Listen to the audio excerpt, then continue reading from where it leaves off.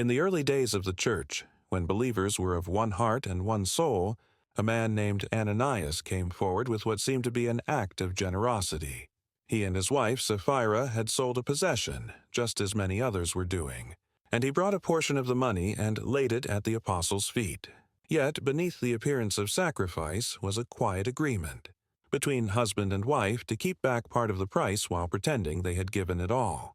Nothing in the gathering suggested judgment that morning, but heaven saw what no man in the room could see. As Ananias stood there, Peter looked at him not with suspicion, but with the discernment given by the Spirit, asking, "Why hath Satan filled thine heart to lie to the Holy Ghost, and to keep back part of the price?" Peter reminded him that the land was his, the money was his, and there had been no command to give everything. The issue was never the amount, it was the deception. "Thou hast not lied unto men," Peter said, "but unto God." The words cut through every hidden thought, exposing the true cost of hypocrisy in the presence of the Holy One. And at that moment Ananias fell and gave up the ghost, and great fear came upon all who heard. This moment in Acts is not merely a record of judgment, but a revelation of the holiness of God dwelling among His people. The early church was marked by supernatural unity, sacrificial love, and the manifest presence of the Spirit.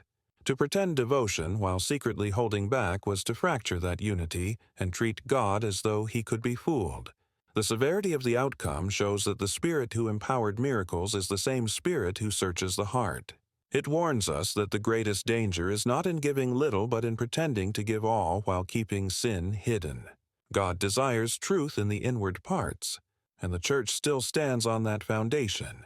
Every believer who hears this account is reminded that the Lord sees beyond appearances.